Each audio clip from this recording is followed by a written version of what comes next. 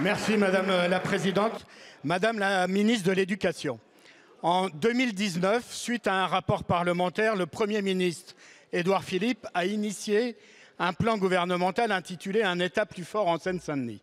Vous étiez à l'époque ministre de la Justice et aviez su contribuer positivement à ce plan. Nous vous en sommes reconnaissants. Si des effets positifs ont été constatés dans bien des secteurs, à l'inverse, dans l'éducation nationale, dans ce département, tout s'est dégradé. Dans ce département, le plus jeune et le plus pauvre de France hexagonale, l'école ne se contente pas de reproduire les inégalités de naissance, mais elle les aggrave et elle les creuse. Ce constat est révoltant.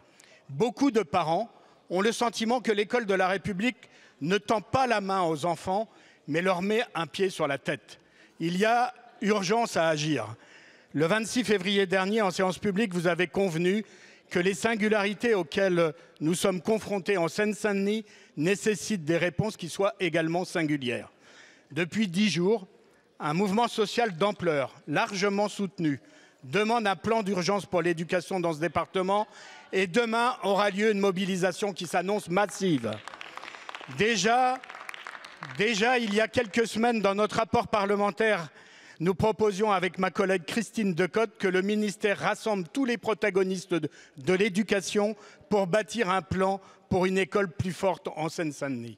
Madame la ministre, vous ne pouvez pas priver d'espérance sociale et républicaine les familles populaires de ce département. Alors, êtes-vous disposée à engager ce travail en traitant à la fois de l'urgence des moyens et des innovations souhaitables qui fassent de la singularité de la Seine-Saint-Denis une force pour nos enfants et une force pour la nation tout entière. Je vous remercie. La parole est à Madame Nicole Belloubet, ministre de l'Éducation nationale et de la jeunesse. Madame la Présidente, Mesdames et Messieurs les députés, Monsieur le député Stéphane Peu, oui, je suis favorable à une école plus forte en Seine-Saint-Denis, mais aussi à une école plus forte dans toute la France. Et c'est bien la tâche à laquelle nous nous attelons et à laquelle se sont également attelés mes prédécesseurs. La singularité de la Seine-Saint-Denis, je la connais, vous l'avez rappelé, et c'est bien parce que je sais que ce département concentre tout à la fois de nombreux atouts et de vraies difficultés que nous y apportons une attention particulière et que des dispositifs spécifiques s'y sont déployés. Vous avez raison de rappeler le rassemblement autour du Premier ministre Édouard Philippe en 2019 qui avait mis en exergue les différents moyens apportés par tous les départements ministériels pour un État plus fort en Seine-Saint-Denis.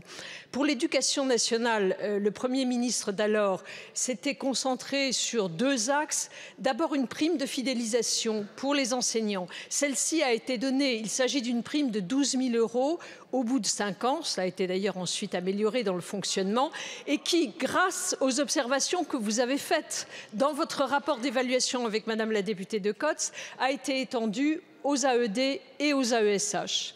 Le Premier ministre d'alors avait également proposé des financements plus importants, à la fois en matière immobilière, à la fois en aide à la pré-professionnalisation pour les étudiants qui se destinaient aux carrières d'enseignants. Tout cela a été mis en place et nous avons ensuite poursuivi avec des mesures particulières sur le dédoublement des classes et vous le savez parfaitement.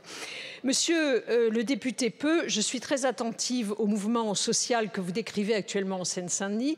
Les personnels ont été reçus par la DAZEN et Madame la rectrice de l'Académie s'est également déclarée disponible pour les recevoir. Pour ma part, monsieur le député, je suis prête à évoquer avec vous les conditions dans lesquelles nous pourrions entamer une telle réflexion. Je vous remercie, Madame.